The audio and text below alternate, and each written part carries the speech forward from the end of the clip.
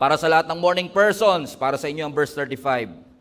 Very early in the morning, while it was still dark, Jesus got up, left the house, went off to a solitary place where he prayed. Simon and his companion went to look for Jesus, and when they found Jesus, they exclaimed, "Everyone is looking for you." So Jesus replied, "Let us go somewhere else, to the nearby villages, so I can preach there also. This is why I have come." So he traveled throughout Galilee, preaching in their synagogues and driving out demons. Ang pamagat po ng mensahe natin ay pinamagatan ko pong balanced Christian life. Quote and quote. Balanced Christian life. Everybody say balance. Hindi ko po alam, baka ako lang. Pero naniniwala ko marami po siguro ang nandito sa ating service ngayon ay nag-i-struggle paano po natin babalansehin ang mga priorities natin sa ating buhay. Pansinin niyo po, mga kapatid, ang mundong ginagalawan natin para tayong laging nakikipag-tug of war. Nakikipag-agawan ang lahat ng mga demands na meron tayo sa ating buhay. Demand sa trabaho, demand sa pamilya, demand sa simbahan, demand sa ating negosyo, demand sa ating pagpapahinga, at demand sa ating kalusugan. Hindi naman siguro lahat, pero marami po sa atin ang dumaranas sa parang araw-araw po tayong nakikipagkarera. Araw-araw po tayong nagmamadali to push ourselves to meet all the demands of all these people around us. Sa mga nagtatrabaho, masipag ka naman, pero madalas sa mga trabaho natin, nagdidemand ng mas marami pang oras. Ang pamilya natin nagdidemand ng extra attention. Ang kalusugan natin, ang katawan natin, nagrereklamo na pagod na ako, baka pwede mo naman akong pagpahingahin. At minsan ang ating mga spirito, weary, tired, and heavy laden. Siguro, sa pagtatangka nating i-fulfill ang lahat ng mga roles natin sa ating buhay bilang tatay, for example, bilang nanay, for example, bilang asawa, bilang anak, nahihirapan tayo na mahanap yung tunay na balanse ng buhay. That many of us are striving to balance our life. Na minsan, kakahabol natin sa ating pangarap, nakakalimutan na nating magpahinga.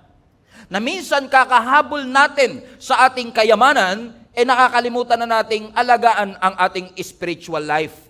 Binigay mo yung best na meron ka, isinakripisyo mo ang sarili mo, ibinigay mo ang panahon mo, pero nawawalan ka na minsan ng panahon para sa sarili mo at para sa ating Panginoon.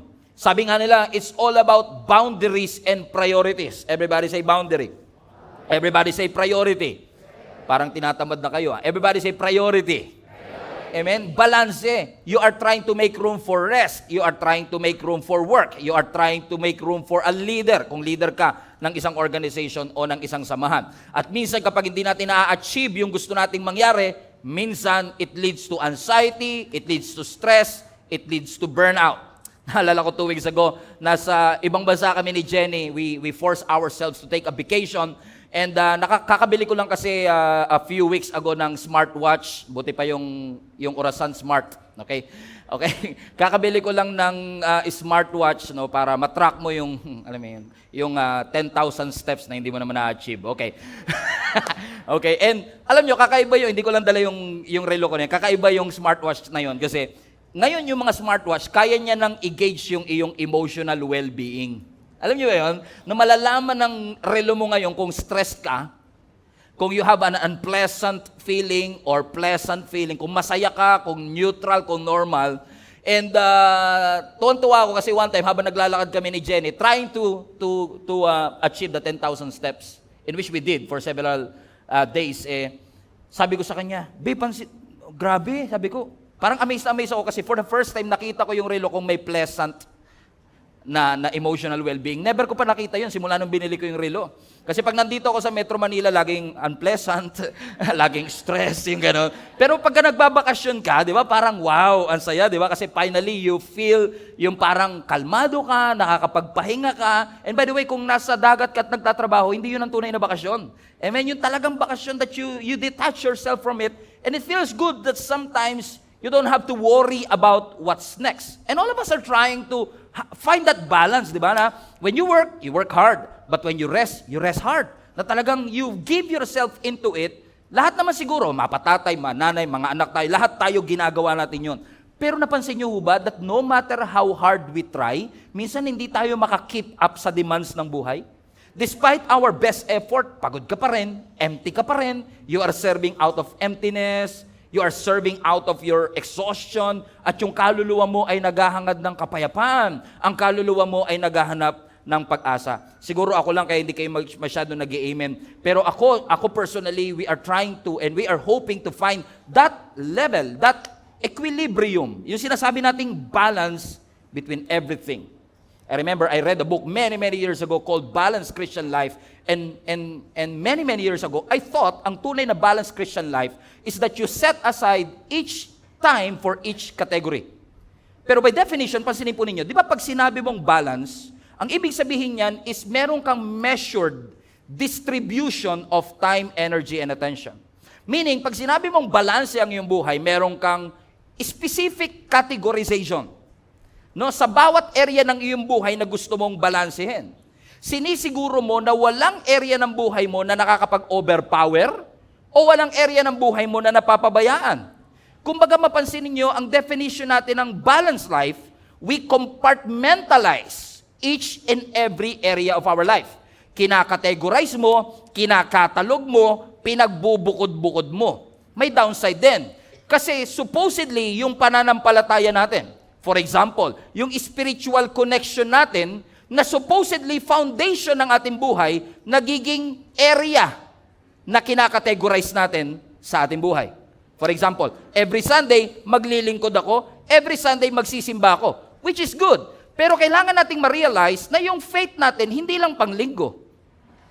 So hindi natin pwede sabihin, balanse ang buhay ko kasi every Sunday nag-church ako, kasi posibleng everyday nananalangin ka ng 1 hour, nagsised ka ng 1 oras para kay Lord, pero pagkatapos ng quiet time, nakalimutan mo na si Lord. And that's not a balanced Christian life. Mukhang balanse kasi nagampanan mo ang lahat, pero wala talagang harmonious relationship between each other. Let me introduce to you not a balanced life, but a harmonious living with God. How can we have this harmonious life kung saan hindi lang natin inaalala, kino-compartmentalize ang ibang area ng ating buhay, kundi bawat area ng buhay natin, work life, married life, spiritual life, are working together in unity. Working together in unity, may integration. Na yung mga roles at responsibility hindi nagkukumpit. Right? Na hindi sasabihin ng asawa mo, mas magaling ka, buti pa pag nasa church ka, bait-bait mo, pero pag nandito ka sa bahay, hindi. Buti pa sa church, ang sipag-sipag mo, pero pag dito nasa bahay, hindi. Parang ang nangyayari tuloy, yung work life mo, tsaka church life mo, is in opposition. So you are trying to balance it. But this should not be the case. Hindi dapat sila nag-o-oppose, kundi dapat nagko-complement. Hindi dapat sila nagko-compete, kundi dapat sila ay nagko-complement, meaning they flow together. You don't have to choose. You have to blend together and integrate together. For example, di ba pag sinabi nating balanse ang buhay natin, for example, meron tayo, pastor, basta ako, 8 hours natutulog ako. At least 8 hours. Pag gising ko, 30 minutes, magpe-pray ako. 1 hour, mag-exercise ako. And then after ko mag-exercise, papasok ako ng trabaho for 8 hours. Pag uwi ko, a little time with my family, and then I sleep. And we call that balance. But what if yung balance na sinasabi natin, routine talaga siya? Na pwedeng masira ng isang appointment na hindi nagpa-appointment, if you get what I mean. Diba? Kasi kahit gano'ng kabalanse ang buhay mo, 30 minutes, magpipray ako, 1 hour, mag-exercise ako, papasok ako sa trabaho, paano pag naplatang ka ng gulong? And it will be part of your itinerary. Paano kung yung kids nagtantrum, hindi ka makaalis sa trabaho? So minsan yung balance natin nasisira, because what if hindi talaga balance ang kailangan natin, kundi integration and harmony. That sometimes you have to pay attention sa ibang bagay, more than sa ibang bagay, but it doesn't mean hindi balance ang iyong buhay. For example, if you're serving the Lord, di ako mag-guess ng iba sa inyo, no? Halimbawa, nagsiserve ka sa ating Panginoon, di ba? And you've been pouring your heart out kasi nagsiserve ka, and then all of a sudden, you got pregnant. And when you got pregnant, obviously, you have to take care of yourself. Kasi buntis ka eh. Amen? Shoutout sa lahat ng mga buntis na hindi pa nila alam. Amen? Hallelujah. Praise God. Iba masaya, iba hindi. Okay? Now you have to take care of yourself. Pero minsan, at the expense of kailangan ko mag-serve sa Panginoon, napapabayaan mo naman ang sarili mo. Or minsan naman, kailangan ko tong alagaan na nakakalimutan naman natin ang paglilingkod. Pero alam niyo mga kapatid, ang tunay na harmonious life, sometimes you will go through a season that you will prioritize your family, your pregnancy, pero hindi naman ibig sabihin nun, hindi mo na mahal ang Lord at hindi ka na maglilingkod sa Diyos. Amen? It's still balance if you want to call it balance, but what we want is harmonious kind of living. Okay. Tignan niyo po itong picture na to. Anak, fast forward niya tayo. Okay, kailangan, skip tayo konti. Anak, okay. Look at this meal. Okay? Sa right side ko, left side nyo, makikita ko ng chicken meal. Okay? May chicken on this, rice, vegetable, sausawan. This is the picture of the balanced life that you want. Naka-compartmentalize ba? Andito yung family life, work life, spiritual life, serving the Lord. Walang masama dito. Tama? But is this how you want to live your life? Na lagi siyang compartmentalized? Na minsan masyado kang compartmentalized na kapag nagkaroon ng emergency on this side, feeling mo hindi na balanse kasi you have to pay attention to this. Amen? But God never told us na magkaroon tayo ng compartmentalized life o life na may categorization. He is calling us to have a harmonious life, parang chicken soup. Yung chicken nandun din, yung vegetable nandun din, marirecognize mo pa rin sa ingredients, pero hindi sila magkakahiwalay. In fact, pag nag-soup ka, hindi mo na mahihiwalay yung itlog. Hindi mo na mahihiwalay kasi they are so integrated with each other na hindi mo pinaghihiwalay yung work life at spiritual life, kundi kahit nasa work ka, nandun yung spiritual journey mo kay Lord. Hindi mo pinapabayaan, hindi mo siya sineset aside, that you work everything together harmoniously.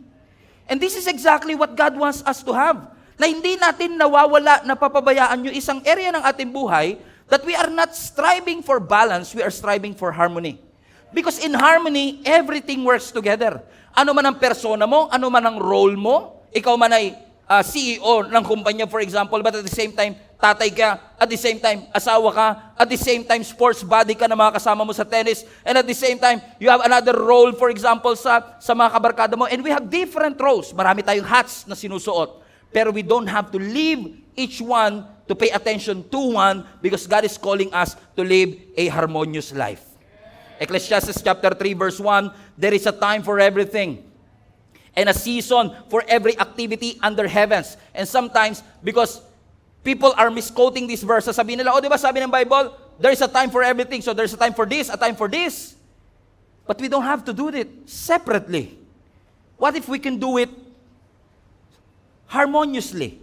Like 1 Corinthians 10:31, that whether you eat or drink, or whatever you do, come on now, do it for the glory of God. This is the real balance, Christian life. Yung kahit saan ka pumunta, hindi mo kinakalimutan yung pagiging Kristiyano mo. Na kahit ano ang gawin mo, you are always wearing that hat of being a child of God. Bakit mga kapatid? When you prioritize God, if you were here last Sunday, paulit-ulit ako, sinasabi ko, that if you put God at the center, the circumference will be blessed. Nai-stress tayo sa circumference kasi nagkakanya-kanya siya. Parang wala siyang center of gravity. But when you have Jesus at the center of it, everything will pull itself papunta sa ating Panginoon. Palapakan natin ang ating Panginoon. Sabihin mo sa katabi mo, gets mo. Amen. Sabihin mo sa katabi mo, gets na natin. Alright. At least mas madali na sa ating intindihin yung passage that we have in this verse that we have, no? In Mark chapter 1. Itong passage na to, naniniwala ko, nung binabasa ko nga to a few days ago, sabi ko, Lord, this verse, this passage really captures a moment of your ministry para matutunan namin ano ang dapat naming unahin at i-prioritize. Masyado lang minsan simple yung story, ilang verses lang. Sabi ko nga parang deceptively simple, but it carries a lot of profound truths in it. Masyado siyang simple, pwede mong lagpasan kasi ilang verse lang siya. Mas gusto natin pagfokusan yung babae na dinudugo for 12 years o anak ni Jairus na namatay at binuhay ng Panginoon o si Lazarus na namatay na for 4 days at binuhay. Mas madaling mag-focus sa mga ganong text. Pero this text, I believe, is deceptively simple pero ang daming truth na pwede nating matutunan kasi through this simple message, through this simple passage, nagkaroon tayo ng glimpse ng prioritization ng ating Panginoon. That even Jesus Christ has a rhythm in His earthly life. Let's go back to verse 35. Very early morning while it was still dark. So hindi natin alam kung anong oras to, pero ang alam ko lang, hindi to 7 a.m. Amen? Alright? So sabi ng scripture, masyadong maaga, He spent time with the Father. He did His devotion. Kumbaga sa panahon natin, nag-pray, nagbasa ng Bible, nag-worship, inuna ang Panginoon nung umaga na yon. Ay, sabi ko nga, Lord, hindi ako kasi morning person. May makaka-agree ba sa akin dito na hindi morning person? Yung gising nyo at least 10 or 9 or 8, pero tulog nyo naman 3 or AM or 2. Di ba? May mga ganun, no? Depende siguro sa demand ng trabaho ninyo. Pwedeng graveyard shift ka kasi naranasan ko rin nag-work ako na GY ako. Talaga mahirap talaga na gumising na maaga.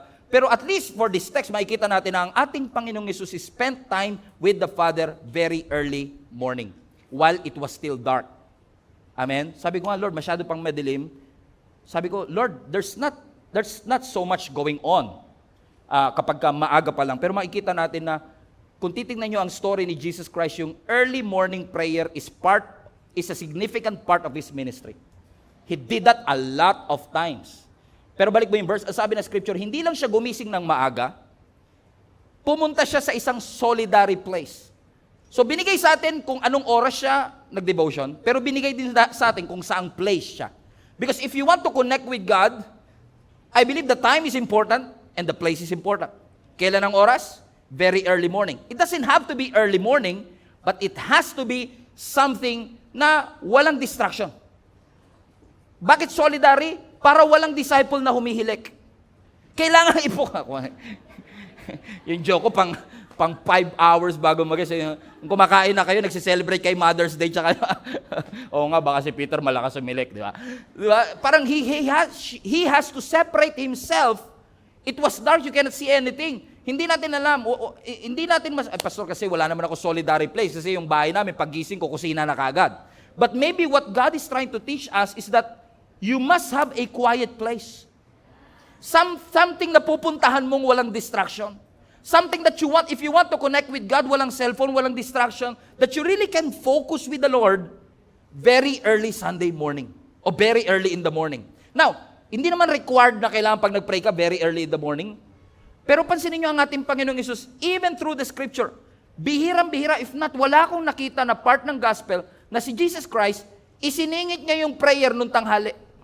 Isiningit niya yung prayer nung lunchtime. In fact, wala tayong makikita na dahil nagipit, dahil na stress, dahil na burnout, biglang nag-pray si Lord in between. Na minsan yung prayer nagiging secondary instead na nagiging primary. Because ang focus ni Jesus Christ is His relationship with the Father, and that is a phenomenal decision. That is a paramount decision because for Him, intimacy matters. Mahalaga na meron kang intimacy sa ating Panginoon. Let me prove that to you. Kasi kung titignan niyo po, yung at least 9 times na nag-pray si Jesus Christ, madalas po yan, nagpe-pray muna siya bago ang miracle. Look at this. Si Jesus nag-pray muna bago makalakad sa ibabaw ng tubig. Si Jesus nag-pray muna bago niya pinili ang 12 disciple. Si Jesus nag-pray muna bago siya arestuhin, bago siya ipako sa krus. Bago yung monumental miracle or blessing, laging may prayer sa simula. Hindi siya nagpe-pray in between. Nagpe-pray siya before it. Why? Because for Jesus Christ, monumental, importante na meron akong connection first with God. Meron akong relationship na pinapriority ko sa aking buhay, na bago ko harapin ang demands ng ministry, nagpe-pray muna ako. Bago ko harapin ang mga tao, I pray first. Amen? That I have to prioritize my private life with God more than my reputation in public. Because most of us, napansin niyo ba, that we care so much about our reputation. We care so much about our public appearance nowadays. Lalo po ngayong eleksyon. Tingnan niyo po ang mga politician, hindi lahat, pero marami. That they care so much about their public reputation. Pero mo yung picture na nilalagay nila sa poster, 20 years ago pa nilang picture yon. Ayaw nilang i-post yung picture na may wrinkles sila. Because Okay, ayun yung tumawa. Pastor, politika, wag natin pag-usapan yung mga ganyang bagay. Okay? Di ba? Bakit? Because they care so much about their reputation, they invest millions for that reputation. Right? Kaya minsan yung iba, unfortunately, nag-hire pa ng ibang tao para lang pagandahin ang reputation nila sa social media. O pag nag-post ako, comment kagad kayo para kayo ang nasa ibabaw. Kailangan active ang comment section. Kailangan maraming reaction para ikaw yung unang makikita sa comments. Okay pala. Approve pala ang lahat ng tao. Because they are paying millions to take care of their reputation. Pero napansin nyo, ang dami nilang ginagastos sa reputasyon, walang gumagastos sa karakter. Walang gumagastos to develop their humility, to develop their God-fearing attitude. Amen? Hallelujah. Naka-attend na ba kayo ng meeting de Avance lately? Hindi kayo ma-attend? May ano daw doon, 5,000 daw doon. sa Mindanao nga, nabalitaan ko, 15K daw doon. Matindi. Tsaka yung watcher, iwa-watch talaga kung yun ang binoto mo. Matindi. O di kasi dito sa Pilipinas. Pansinin nyo ang mga ibang politiko, hindi lahat marami namang, may mga matitino naman. Pero pansinin nyo mga politician, actually hindi lang politician, kahit mga businessman, mga ngako yan sa inyo. Pag ako ang nahalal, ipapagawa ko ang daanang ito. Magkakaroon tayo ng health center na libre. Magpapatayo tayo ng 2 eskwelahan. Ang mga tao naman, yeah! Woo! Is it as if our politician is the savior of the world? They are not. Amen? And they are not perfect. Tignan nyo nangangako sila, hindi pa nakaupo yun. Paniwalang-paniwala na tayo. Samantalang si Jesus Christ, nandun na more than 2,000 years ago, nakaupo na sa trono niya. Tumutupad ng kanyang pangako. Hindi natin mapaniwalaan. Kung kaya nating maniwala doon sa politikong hindi pa nakaupo, ba't di natin kayang paniwalaan yung Diyos na nakaupo sa kanyang trono? And He is victorious and not defeated. Amen? Bakit? Perception, character, inuuna natin ang facade, ang appearance kesa sa ating puso. I believe this is a correction, a wake-up call for each and every one of us, that before we value what other people sees, kailangan natin i-value ano ang nakikita ng Diyos. Because a man look at the appearance, but God looks at the what? At the heart. Na minsan we prioritize our flesh so much, na kapag nagka-problema yung flesh natin, tsaka tayo tatawag sa Spirit. Instead of calling the Spirit first, and that Spirit will align you, and your flesh will be aligned through the work of the Spirit. Naunawaan nyo mga kapatid? Hindi nyo, okay, lagay na lang natin dito. Nilagay ko to. First, bira lang ako maglagay ng mga ganito, pero I find it will summarize what I've been trying to say. Too often, we start in the flesh, and then trying to fix things in the Spirit, right? Chasing peace after chaos. But Jesus shows us a better way. Ano yung better way? Start in the Spirit, and let that Spirit shape how your flesh responds to that day. Ibig sabihin, prioritize talaga natin muna ang Panginoon above all else. Everybody say, make God a priority. Sa totoo lang, nangihinayang talaga ako. Think about this. Hinayang na hinayang ako. Bakit? Because sa pamamagitan ni Jesus Christ, nagkaroon po tayo ng direct access sa Diyos. Hindi nyo na kailangan dumaan sa priest o sa saint para makipag-usap sa Diyos. Pwede kang kumausap kay Lord diretso. Yung Diyos na nag-form sa'yo, yung Diyos na lumikha ng universe, but at the same time numbered your hair. A God that knows you, you can call anytime, anywhere. You don't have to go to the palace, you don't have to go to the city hall, in your bedroom, in your kitchen, wherever you are, you can call. Libre, walang bayad, pero underutilized. Libre, pero ayaw natin gamitin. Now think about this. The God of the heavens and the earth, who spoke the universe into existence, who numbered your hair, numbered hindi counted. I mean, hindi counted. Kasi, madaling i-count, science will count. Okay, you have an average of 4,000 hair strands. O iba, hindi tayo mahirapang bilangin. Pero for most of us, mahirap i-estimate. Mahirap bilangin kung ilang buhok meron tayo, correct? Pero si Lord hindi niya lang binilang. Bawat isang strand may number. Numbered. Ibig sabihin, yung 4,063 nalagas kanina nung nag-sunsilk ka, yung 2063, ibig sabihin, every one of them, the same God that created the universe is the same God that numbered your hair. And that same God is saying, you can call me anytime. Pero ayaw natin tumawag. Diba? If you have a number, meron ka sa cellphone mo na number ng mayor. You feel, ano na ba, parang, nasa akin number ng mayor. Close kami ng mayor namin. Di ba? Anytime you call, you know the mayor will answer. Medyo may angas ka siguro niya ng konti kasi connected kaya ako kay mayor. Gusto mo padampot kita? May mga ganun ka, di ba? Because you have a connection with your mayor, correct, mga kapatid? But look at this. You don't have a connection. Hindi lang mayor to, yung sinasabi ko. Yung mayor ng lahat ng mayor, hari ng lahat ng hari, yung Diyos na lumikha ng langit at lupa, pwede mong tawagan, yung mayor nga, hindi mo pwedeng tawagan anytime eh. Magpapa-appointment ka pa eh. Itong si Lord, kahit saan ka, pwede kang, pag may sakit ka, pwede kang tumawag. Pag nahihirapan ka, pwede kang tumawag. Everyday, pwede kang tumawag, pero ayaw nating tumawag everyday. Underutilized. Na ang prayer, huwag kayo magalala, hindi kayo taga-ibang church to. Kasi kayo, lagi kayo nagpe-pray kay Lord eh. Kada hakbang kayo, Lord, in the name of Jesus, hallelujah. Napapa-speaking in tongues pa iba dyan eh. Diba? Pero ang prayer is not just a 911 hotline that we have, that when things go wrong, tsaka lang po tayo tatawag sa ating Panginoon. Prayer is a way for you to connect with God. Prayer is a way for you to grow in God. And prayer is a way for you to get in sync with God. Nagiging tugma ang puso ng Diyos sa puso natin. Na sinasabi mo, Lord, break my heart for what breaks yours. If it breaks your heart, break my heart. Kung natutuwa ka, gusto kong matuwa ako. Kung nalulungkot ka, malulungkot din po ako. Imagine ninyo, you have an access to God every time. And yet, underutilized. And yes, kapag tumawag ka ba kay Lord, papakinggan ka niya kapag may sakit ka?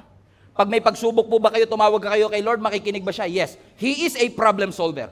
Yes, He is a miracle working God. But He is also your friend. He is also your Father. He is your source of wisdom. And every time you call on His name, He hears you and He cares for you.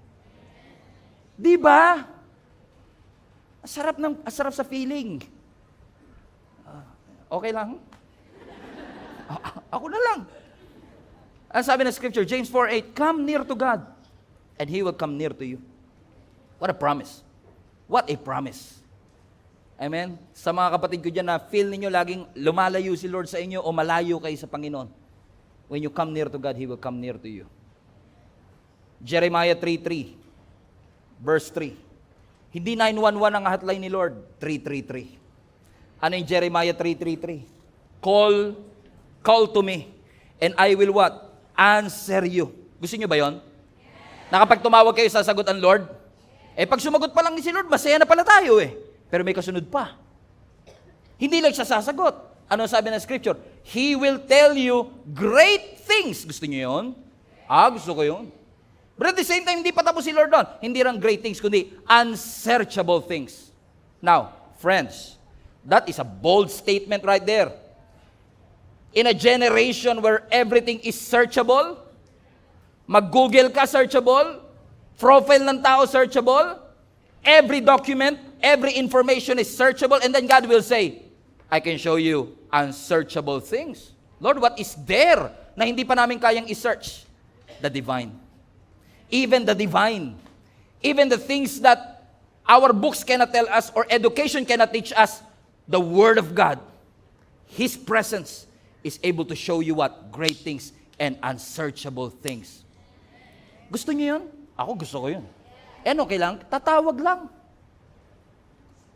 Tatawag lang, brad. Di mo kailangan ng internet connection. Spiritual connection lang.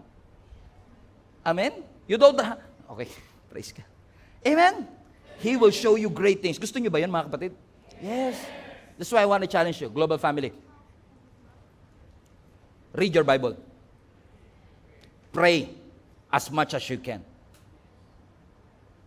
Ba't kailangan mag-pray, pastor? Kailangan mo yun.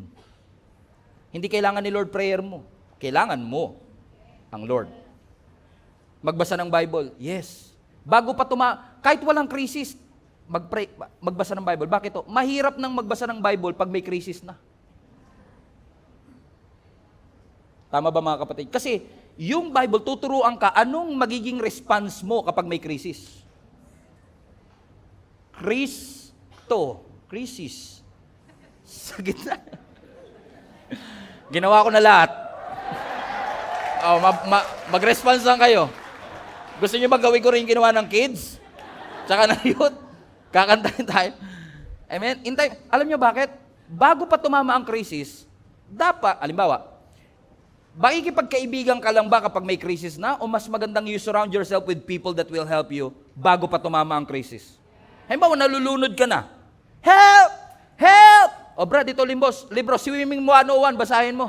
Nalulunod na papabasahin mo pa ng Swimming 101. It doesn't work that way. Basahin mo na muna yung Swimming 101 para in times na malunod ka, alam mo gagawin mo. Ganon din sa Panginoon. We don't have to drown ourselves first bago natin hanapin ang presensya ng Panginoon. Kaya mas lalo tayo nahihirapan i-search ang unsearchable things. Hanapin ang kalooban ng Panginoon kasi we are drowning with problems, drowning with difficulties, drowning with challenges in our life. Ang sabi ng Panginoon, call to me and I will answer you. Kailan? Early morning. Saan? Solitary place. Yan mang solitary place na yan, maliit na kwartong meron ka sa bahay mo, prayer room na sinet up mo. Yan mang solitary place, oras pag nag-alisa na ang iyong mga anak at ang iyong asawa, where you can spend time with God all by yourself, find that place. Amen? Read your Bible. Pray to God. Amen? Just like Jesus Christ. Before the demands of the world, habang ang lahat naghahanap, asa si Jesus Christ? Where is He? Praying. Amen? Where is He? Cultivating the relationship that He has with the Father. Eto na nga. So dahil si Jesus Christ nagpe-pray, ang mga tao nandyan na, pumipila na, ibang tao dumayo pa sa ibang lugar para lang mapatungan ng kamay ng ating Panginoong Yesus. Dumayo pa yung ibang tao sa ibang lugar, sa ibang region pa sila galing para makinig ng salita ng Panginoon. Ang haba na ng pila, maaga pa lang. So si Simon, lagi namang nagpapanik, una talaga si Simon. And Simon, sabi ng scripture, verse 36, Simon and his companions, so they were looking to Jesus. Saan na ba si Jesus? Ang haba na ng pila, pare.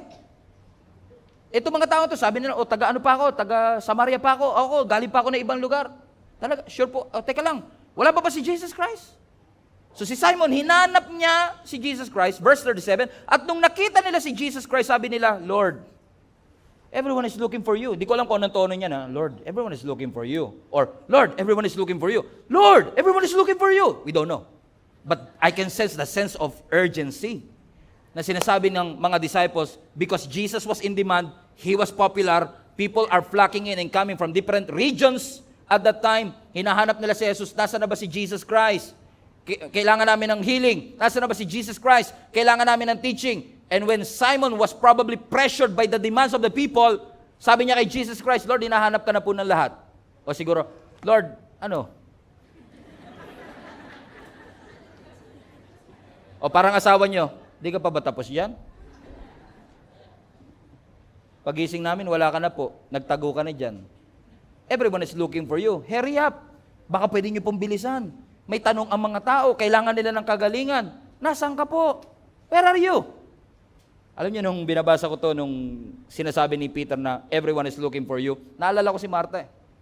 Because Martha was looking for Jesus when Lazarus was sick. In-email niya pa si Jesus nun eh, Lord, dying na po kapatid ko. You have to be here. And nung nabasa ni Jesus Christ yung email, sabi niya, okay lang yan. He delayed in essence. You know what happened late after? Lazarus died. Three days later, after Lazarus died, sabi ni Jesus, liga na, it's time, let's go. So imbis na pupunta lang siya para dumalaw sa ospital, sa sementeryo na bigla dumiretso. Because Lazarus was already dead. Ano ang unang tanong ni Martha? Where are you, God? We're looking for you. Kung nandito ka sana, hindi siya namatay. Sabi ko nga sa sarili ko, grabe no? Talagang ako parang hindi ko yung kayang sabihin kay Jesus that I'm telling Jesus what to do. Lord, kanina ka pa dapat nandito. If you're here, if you have been here, He would not have died. Lord, ano ba ginagawa mo? Nakapila na po ang mga tao. But Jesus knows that being in demand is not the same as being in purpose. Hindi porket dinidemand ako ng tao, Yun ang kailangan kong gawin. I love that about Jesus. I love that about Jesus. That He knows His priority. He knows His mission. Na alam ko, nakapila ang tao, kanina pa sila, pero yung popularity ng ating Panginoon, I believe, na yung popularity, it creates some pressures in it.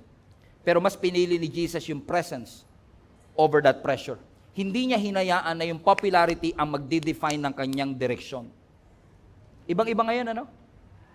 Kasi minsan yung susunod mong post, nakadepende kung ano nag-viral. So you are allowing your popularity to define your next content. Instead of, hallelujah, praise God. Amen? Huwag niyo sabing, di naman po ako sikat katulad ng dati. O, di ba? Minsan yung mga posting din, okay, bakit sa 56 na selfie mo, 2 oras mong pinaghirapan yung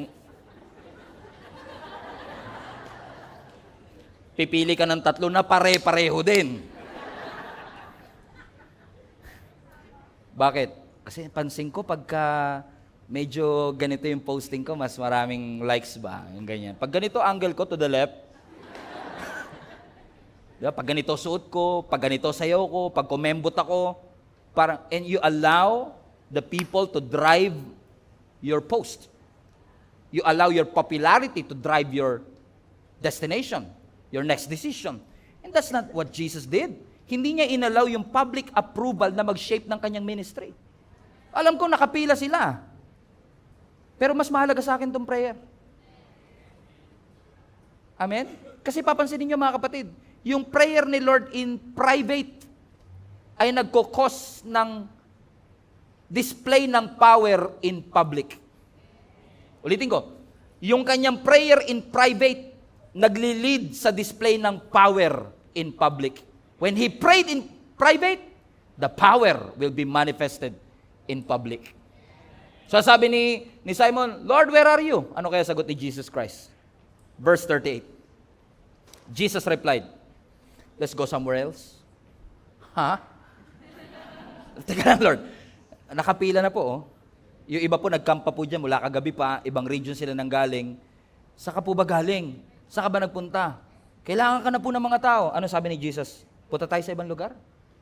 Punta tayo sa mga nearby villages para makapag-preach din ako doon. Wow. First of all, look at the context here. Kung titignan niyo yung pinanggalingan nito, nung text na ito, nagpagaling si Jesus ng maraming may sakit. Okay. After the miracle, he withdrew himself. He prayed. After he prayed, ang sabi ni Simon, ano po, wala na po ba? Ang sabi ni Lord, let's go somewhere else so I can preach. So, ministry, prayer, ministry. Naka-sandwich lagi. Hindi niya hiniwalay na prayer and then, bahala na. No, it's integrated with his life. He lived harmoniously with God. Na hindi niya sinabing, okay, dinidimanda ba ng mga tao? Okay, go. Nagmamadali pa. Okay, ayan ang gusto ko kay Lord. Napansin niyo ba si Lord hindi nagmamadali? Never ako nakabasa sa Bible na sinabi, at napatakbo si Jesus. Dahil manilate na siya sa kanyang appointment. Si Jairus nga, patay na, naglakad pa eh. Amen? Dying na yung anak ni Jairus, nagpaantala pa siya dun sa babaeng dinudugo for 12 years. Sabi ni Jairus, Lord, kailangan ka namin. Emergency na yan. Basta life and death, wala na mas emergency, correct? Sabi ni Jesus, okay. Habang papunta si Jesus, doon sa anak ni Jairus na 12 years old, na dying, wala nang mas emergency doon. Kahit anong meeting, ang sumingit sa gitna, mas importante, dying na po yun eh. Pero ano sabi ng Bible? Habang naglalakad si Jesus Christ, may isang babae na dinudugo for 12 years. Natiis niya nga yung 12 years na dinudugo siya eh. Pwede sabihin ni Jesus, antayin mo na lang, babalik ako sa iyo. Total, natiis mo naman ng 12 years, siguro naman mga 12 hours, maantay mo pa ako, di ba? Correct? Pero ano sabi ng Bible? Gumapang itong babaeng ito. He crawled her way to her healing. And he touched the hem of Jesus' garments. Naha si Jesus Christ habang naglalakad, hinawakan sa laylayan ng damit. And watch this. Huminto pa siya. Ano sabi niya? Sinong humawak sa akin? Sabi ni Jairus, emergency Nakatiis yan 12 years. But you will never see Jesus rushing. Never. Hindi nyo nakita si Jesus na na-late. He always walks. Lagi siyang naglalakad.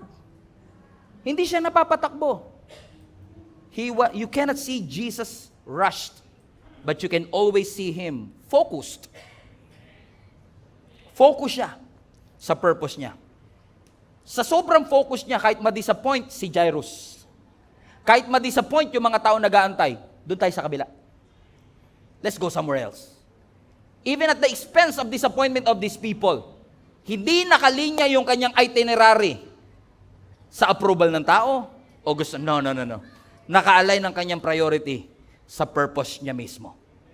Alam ni Jesus kung ano ang urgent at important. Kasi madalas, pasinin nyo tayo minsan, naguguluhan tayo between urgent and important.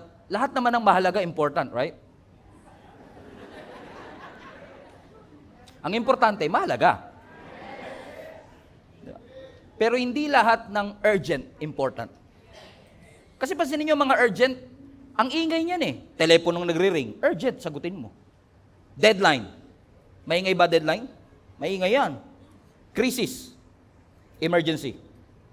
Maingay. Pero hindi lahat ng importante, maingay. Maingay ang crisis, maingay ang deadline, pero tahimik lang yung mag-build ka ng healthy relationship. Cultivate your relationship with God. Yun urgent, ito important. Importante you build a healthy relationship with God. It is important that you grow in your spiritual life. Pero hindi kasi sigawan yan. Uy, kailangan mo ako. Hindi. Laging tahimik lang. Pero yung tahimik na yun ang magde-define ng yung eternity. Yun ang magbabago, hindi lang ng eternity mo, pati moment mo. If you will follow what is important. Sabi ni Simon, Lord, kailangan ka na rito. Urgent. Pero sabi ni Lord, important. Let's go somewhere else. So I can preach the word. He knows what is important. Hindi lang nagbabase si Lord sa urgent. So hindi lahat ng phone call, friend request, hindi lahat ng message, hindi lahat ng deadlines, hindi lahat ng crisis, hindi lahat ng emergency. Hindi porket nagpapanik ang tao, nagpapanik ang ating Panginoon. His actions are not rushed.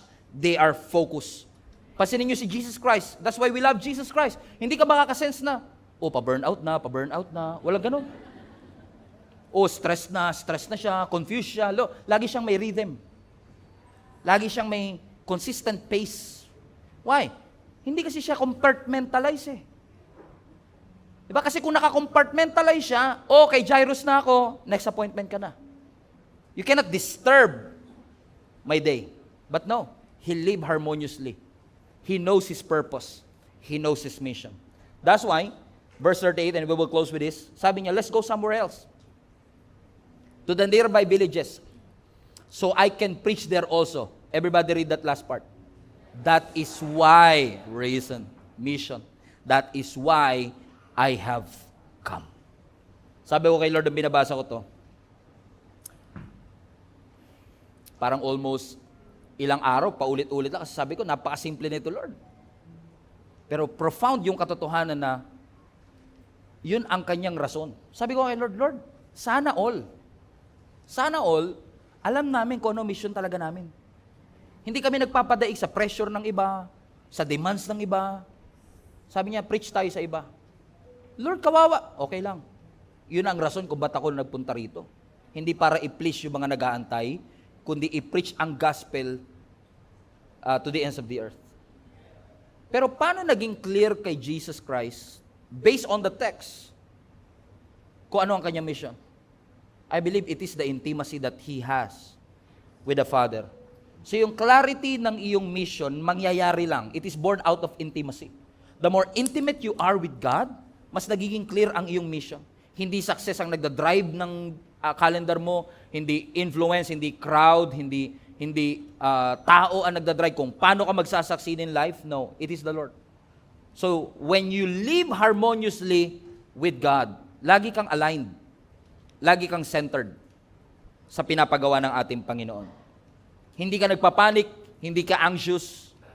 Now, sometimes, there's always a temptation for us to be anxious. Being anxious sometimes is probably not a sin, but living an anxious life is not God's will for your life. Hindi yan ang kalooban ni Lord sa iyo. Hindi niya kalooban na mamuhay ka sa anxiety, sa depression, sa kalungkutan. Hindi ang kagustuhan ni Lord sa atin. Because naniniwala ko, hindi naman talaga tayo nakadesign sa bullet train speed life. Nakadesign tayo sa camel speed lang. Sa totoo lang. But because of the demands of the earth, kung ano-ano demands sa atin, na nagpupush sa atin sometimes to work harder, do it faster, nasabi ng Panginoon, guys, be still. Relax. Live in harmony with God, and everything else will follow. I love that. Kahit ako tinuturuan ni Lord, be still. Everybody say be still. Psalms 46 verse 10, be still. Ano ibig sabihin? Live in harmony with God. Hindi yung, wala na akong time sa family. Bakit? Lagi kang wala. Be still. Wala ka ng time to sow seeds for your relationship. Madaling i-fill ang schedule, mahirap i-fulfill ang schedule, so be careful. Be still. Ang be still is not the absence of activity. Hindi porket naka-still tulog. Hindi porket naka-still tamad. Being still with God is living in harmony with God. Because you know, na kung hindi tayo lulugar dun sa harmonious living, both extremes will create problem. Pag masyado kang selfish, problema ba? Yes, pag hindi mo naman inaasikaso sarili mo, problema rin. So you have to live in harmony with God. Kapag hindi ka nagpapahinga, hindi ka natutulog, hindi ka kumakain ng tama, magkikreate ba ng problema?